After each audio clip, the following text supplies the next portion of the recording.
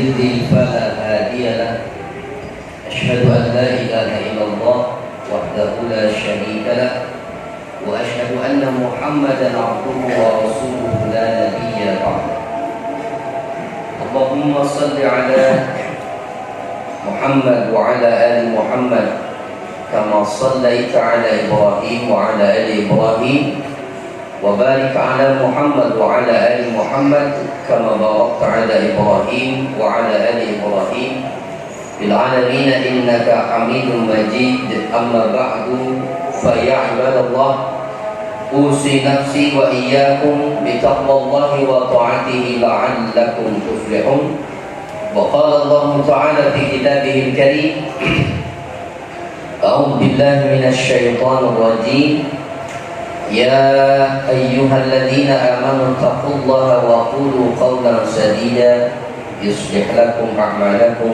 ويغفر لكم ذنوبكم ومن يطع الله ورسوله فقد فاز فوزا عظيما صدق الله العظيم. Hadirin ma'asyiral muslimin sidang Jumat yang dirahmati Allah, puji syukur senantiasa kita panjatkan kehadirat Allah Subhanahu wa taala atas segala nikmat yang Allah berikan kepada kita semua. Semoga kenikmatan yang Allah berikan bisa kita syukuri dengan senantiasa istiqomah taat menjalankan apa yang diperintahkan Allah Subhanahu wa taala serta istiqomah menjauhi segala yang dilarang oleh Allah. Hadirin sidang Jumat yang berbahagia, Imam Al-Ghazali di dalam kitabnya Bidayatul Hidayah menjelaskan bahwa ketakwaan itu terdiri dari dua bagian. Yang pertama adalah melaksanakan yang diperintahkan oleh Allah, dan bagian yang kedua adalah menjauhi kemaksiatan atau menjauhi yang dilarang oleh Allah. Sederhana, tetapi mempraktekannya tidak sesederhana itu. Maka pada kesempatan khutbah kali ini saya ingin mengajak apa yang disampaikan oleh Imam Al-Ghazali di dalam kitabnya Bidayatul Hidayah mengenai satu di antara sekian banyak maksiat yang wajib kita tinggalkan, yang dilakukan oleh lisan, yaitu salah satu di antara maksiat lisan yang sering terjadi adalah ghibah atau menggunjing. Di mana dalam keterangan hadis Nabi, sekalipun hadis ini pandang lemah oleh sebahagian ulama, dinyatakan bahwa al-ghibah asyaddu minaz zina. Bahkan dalam keterangan dinyatakan al-ghibah asyaddu min salasina zaniyatan bil Islam. Ghibah itu dosanya lebih berat daripada zina. Menggunjing orang itu lebih berat daripada 30 kali zina dalam Islam, bahkan dijelaskan begitu. Kenapa demikian? Karena perbuatan zina besar dosanya. Jika pelakunya bertobat dengan tobat yang sebenarnya, diterima tobatnya oleh Allah.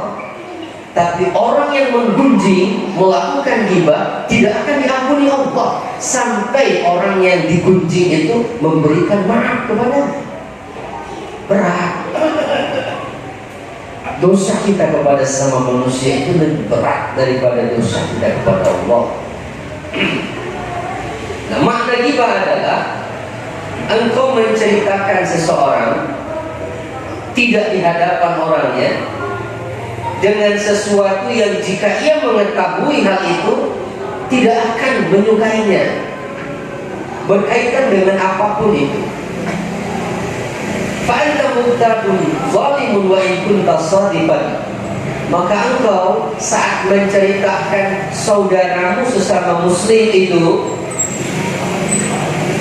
yang jika dia mendengar dan mengetahuinya tidak akan menyukai itu, engkau telah melakukan ghibah, menggunjing dia, dan engkau zalim karenanya, sekalipun kamu benar, sekalipun yang kamu ceritakan itu adalah fakta.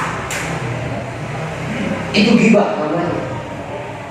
Kata Nabi, jika yang kamu ceritakan itu sesuai dengan fakta, faqad ittaqtahu, maka engkau sungguh telah menggunjing dia. Dan jika yang kamu katakan tidak sesuai dengan fakta, faqad bahattahu, maka kamu telah membuat buhtan, kebohongan tentang dia, yang kita sebut kemudian dengan fitnah. Dua-duanya tidak ada yang diringankan, dua-duanya adalah maksiat dan dosa. Bahkan berikutnya Imam Al-Ghazali mengingatkan kita, wa iyyaka wa ghibatal qurra al-mura'i, dan hati-hati engkau jangan terjebak dengan gibahnya para qari. Qari yang dimaksud di sini adalah alim, ulama.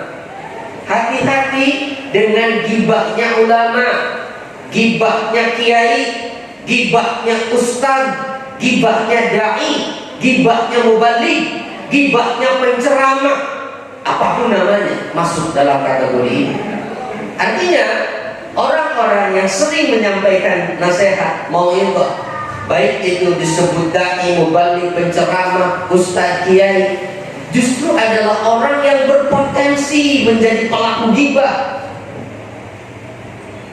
Hati-hati, kata Imam Ghazali, kamu dengan ghibahnya ustaz ini, walaupun bahasanya tidak jelas, tidak tegas, tetapi pembicaraannya memberikan pemahaman kepada orang yang mendengarnya siapa yang dimaksudkan. Misalnya seorang ustaz penceramah mengatakan dalam bicaranya, aslahahullah wa qad sa'ani ma jara alaihi wa ghammani, semoga saja Allah memperbaiki keadaan si fulan, tidak menyebutkan nama ataupun inisial. Semoga Allah memperbaiki keadaan si fulan, dia telah berbuat buruk kepadaku dan itu telah membuat saya merasa resah, merasa gelisah. Tapi semoga saja Allah memperbaiki keadaannya. Bagus kata-katanya, bahkan seakan itu doa.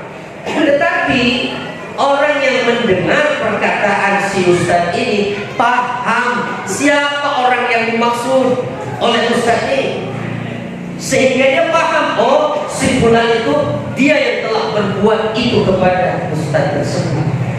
Maka ya, unsur tafahum ini memberikan pemahaman kepada orang lain dalam bentuk apapun itu, baik kata-kata ataupun isyarat, itu pun termasuk ghibah yang diharamkan dalam agama. Tidak ada ya, tidak ada rukhsah keringanan. Jadi hati-hati sekali lagi, walaupun kiai, walaupun ustaz, walaupun penceramah, walaupun dai, kalau yang disampaikan itu ada kaitannya dengan unsur ghibah, maka haram yang mengatakan itu, haram pula kita mendengarkannya. Kenapa? Sebab apa yang dikatakan sama ustaz tadi sesungguhnya menghimpun dua macam keburukan. Yang pertama ghibah, kalau kata-katanya membuat orang paham siapa yang dimaksud. Yang kedua tazkiyatun nafs, dia memandang dirinya bersih, memandang dirinya suci. Wassalamualaikum. Bahkan tentu tidak dengan secara langsung dia sedang menunjukkan bahwa dia lebih baik dari orang itu. Maka oleh karenanya hati-hati. Tapi kalau memang maksud dari kata-katamu itu ditujukan kepada seorang alim yang menyampaikan kata-kata tadi, kata Imam Ghazali, kalau tujuan dari kata-katamu aslahahullah, semoga Allah memperbaiki keadaannya, itu maksudnya doa, memang mau mendoakan dia, fad'u lahu fis-sirri, maka doakan dia secara sembunyi-sembunyi, tidak usah disampaikan di hadapan banyak orang. Kalau memang tulus mau mendoakan dia, doakan di keheningan malam, saat sujud di tengah malam, tidak ada orang yang mengetahuinya, bahkan yang bersangkutan pun tidak tahu kalau engkau mendoakan dia. Baru doanya itu tulus. Tapi kalau mendoakan disampaikan dengan kata-kata secara terbuka di hadapan banyak orang, itu bukan mendoakan, tapi engkau sedang membuka aibnya. Hati-hati, hati-hati. Dan jika kamu memang merasa resah dengan perbuatannya yang telah berbuat salah, maka ciri keresahanmu yang benar adalah kamu tidak mau membuka aibnya. Maka ketika kamu menampakkan kesedihan karena perbuatan seseorang, misalnya dia telah berbuat maksiat, berbuat salah kepada saya, lalu saya menampakkan kesedihan, maka secara tidak langsung saya sudah menampakkan aib orang itu. Jangan menampakkan keresahan karena perbuatan salah orang lain di hadapan banyak orang. Karena itu sama saja kita sedang menampakkan aib orang itu. Maka cukuplah bagimu, kata Imam Ghazali berikutnya, wa yakfika jazilan anil ghibah. Cukuplah bagimu wahai muslim sesuatu yang mencegah dan menghentikanmu dari ghibah. Cukuplah satu saja dalil, tidak perlu banyak dalil. Cukup satu saja. Firman Allah Subhanahu wa taala di surah Al-Hujurat ayat ke-12. Cukup satu dalil ini saja menghentikanmu dari ghibah. Di mana Allah berfirman, "Wala yaghtab ba'dukum ba'dha." Janganlah satu sama lain di antara kalian menggunjing, melakukan ghibah. Ayuhibbu ahadukum ayyakula lahma akhihi maitan fakarihtumuh. Apakah salah seorang dari kalian suka memakan daging saudaranya yang sudah menjadi bangkai? Tentu kalian tidak menyukai itu. Tentu kalian merasa jijik melihat itu. Maka artinya ayat ini hendak menyampaikan bahwa mestinya kamu itu, wahai muslim, kalau merasa jijik melihat, mengetahui ada salah seorang dari kalian memakan daging saudaranya yang sudah menjadi bangkai, maka mestinya kamu juga merasa jijik ketika ada saudaramu yang sedang menggunjing saudaranya. Tidak peduli siapapun itu, walaupun dia ustaz, walaupun dia kiai, walaupun dia ulama. Kalau yang disampaikannya itu malah menggunjing, walaupun tidak menyebut nama atau inisial, apalagi kalau sampai menyebut nama, lebih berat lagi namanya. Walaupun tidak menyebut nama, tapi yang mendengar itu paham siapa yang dimaksud, itu pun termasuk kita. Faqad syabbaha Allahu bi akil maita. Maka Allah di ayat tadi telah menyerupakan kamu yang melakukan ghibah dengan orang yang memakan bangkai. Fama ajdara an tahtaiza biha.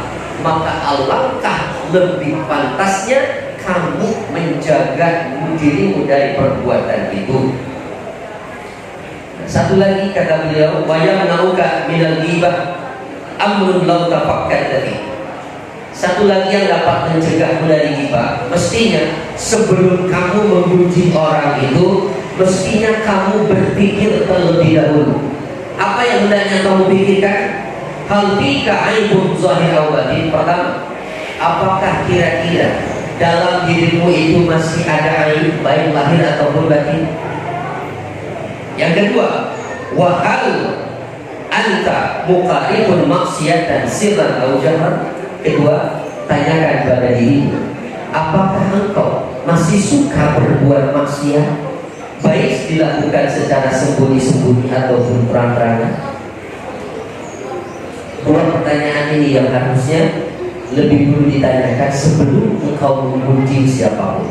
Tanyakan pada dirimu, apakah pada dirimu itu ada aib baik secara lahir ataupun batin? Apakah engkau masih melakukan maksiat, baik dilakukan sembunyi-sembunyi ataupun terang-terangan?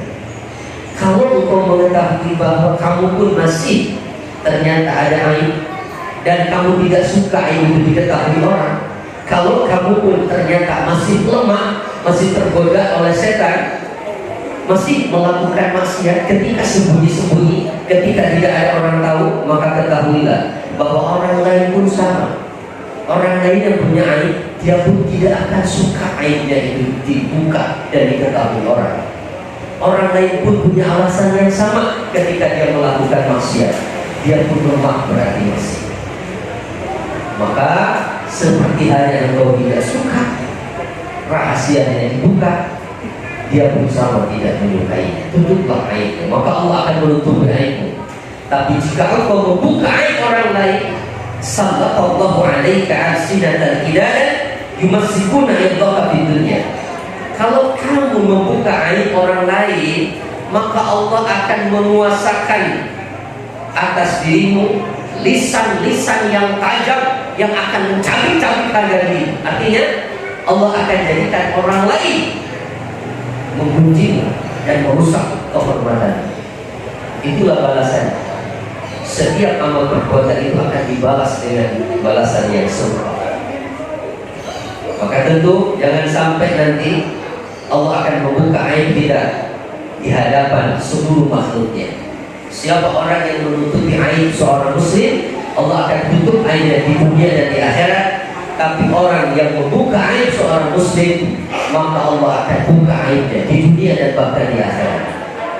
Kalau di dunia saja terbuka aib kita diketahui oleh orang satu RT saja, rasanya malu kita. Apalagi nanti seluruh makhluk mengetahui keburukan kita. Maka kemudian lanjut keterangan Imam Al-Ghazali, wa in nazarta ila zahirika wa batinika falam tattali bihi ma'ala aibin wa naqsin fi dinin aw dunya. Kalau ternyata setelah kamu merenungkan, setelah kamu pikir-pikir, apakah dirimu punya aib, apakah kamu punya kekurangan, ternyata kesimpulanmu adalah bahwa kamu tidak memiliki aib, bahwa kamu tidak punya kekurangan, baik dalam urusan agama atau urusan dunia. Kalau ternyata kamu itu berpikir bahwa saya sih nggak punya aib, saya sih nggak punya maksiat, saya sih nggak punya kekurangan, fa'lam anna jahlaka bi'uyubi nafsika akba'u anwa'il hamaqah.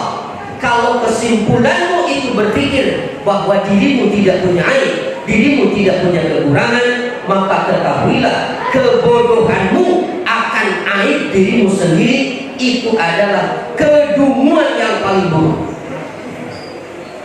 Kebodohanmu akan aib dan kekurangan dirimu, kata Imam Ghazali, saya sampaikan, adalah kedunguan yang paling buruk. Akbahu anwa'il hamaqah. Dan itulah aib yang terbesar. Maka orang yang dikehendaki baik oleh Allah, dia akan dijadikan matanya tajam melihat kekurangan dirinya. Orang yang dikehendaki baik oleh Allah akan dijadikan mata hatinya awas melihat kekurangan dan aib dirinya.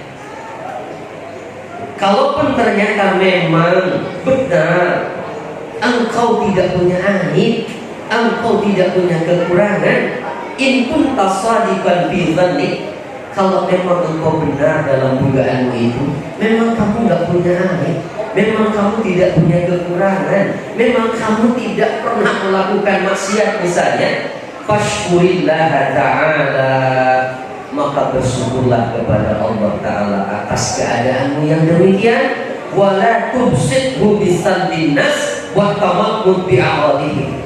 Kalau memang kamu benar, kamu nggak punya aib, kamu nggak pernah berbuat maksiat, kamu nggak pernah punya kekurangan, benar demikian faktanya, bersyukurlah kepada Allah. Dan jangan engkau rusak keadaanmu yang sudah bersih itu dengan menggunjing orang dan mempermainkan harga diri mereka. Kenapa? Fa inna dzalika min a'zamil uyub. Karena gunjinganmu terhadap orang lain itulah aib terbesarmu. Itulah aib terbesarmu. Inilah yang disampaikan oleh Imam Al-Ghazali tentang ghibah. Mudah-mudahan apa yang disampaikan oleh beliau ini menambah keterangan kita, semakin takut kita untuk menggunjing. Jangan merasa senang ketika mendengar saudara kita digunjing. Bahkan kewajiban seorang muslim ketika ada mendengar saudara digunjing, dia wajib membelanya. Setahu saya dia tidak demikian. Atau kalaupun tidak tahu, pasti dia punya alasan kenapa dia melakukan itu. Nantikan ujian. Orang yang membela seorang muslim yang sedang diuji, Allah akan menolongnya, tidak akan dibuka aibnya di dunia yang lain. Kalaupun memang itu adalah perbuatan maksiat yang dilakukan oleh seorang muslim dan harus segera diubah, tentu bukan dengan cara mengujinya. Tidak ada perubahan apapun seorang yang melakukan maksiat itu dengan dibenci di mana-mana. Tapi kalau mau menahi munkar, datangi orang yang melakukan kemaksiatan itu, sampaikan dengan lemah lembut, sampaikan secara tertutup, tidak ada orang yang mengetahuinya, hanya empat mata. Karena Imam Asy-Syafi'i mengatakan, kalau kamu menasihati seseorang di hadapan banyak orang, di hadapan umum, maka engkau bukan sedang menasihati dia, tapi kamu sedang mempermalukan dia. Tapi kalau kamu menasihati orang secara tertutup, empat mata, tidak ada orang yang tahu, maka saat itu engkau sedang menasihatinya. Semoga Allah memberikan taufik selalu kepada kita dan menjaga selalu bahwa apa yang kita lakukan terjaga dari perbuatan maksiat dan dosa. Barakallahu li wa lakum bil Qur'anil azim wa nafa'ani wa iyyakum bima fihi minal ayati wa dzikril hakim wa taqabbal minni wa minkum tilawatahu innahu huwas samiul alim.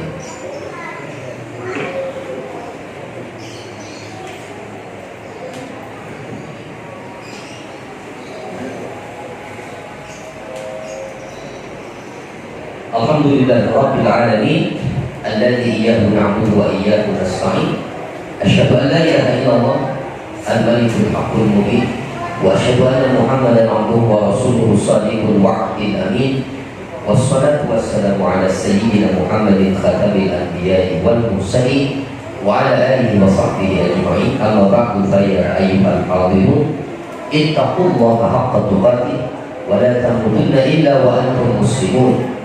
أعوذ بالله من الشيطان الرجيم إن الله وملائكته يصلون على النبي يا أيها الذين آمنوا صلوا عليه وسلموا تسليما اللهم صل وسلم وبارك على حبيبك وخليلك وصفيك محمد وعلى آله وصحبه أجمعين اللهم اغفر للمسلمين والمسلمات والمؤمنين والمؤمنات الأحياء منهم والأموات إنك سميع قريب مجيب الدعوات يا قاضي الحاجات اللهم أحسن عاقبتنا في الأمور كلها وأجرنا من خزي الدنيا وعذاب الآخرة ربنا آتنا في الدنيا حسنة وفي الآخرة حسنة وقنا عذاب النار والحمد لله رب العالمين. عباد الله إن الله يأمر بالعدل والإحسان وإيتاء ذي القربى وينهى عن الفحشاء والمنكر والبغي يعظكم لعلكم تذكرون ولذكر الله أكبر.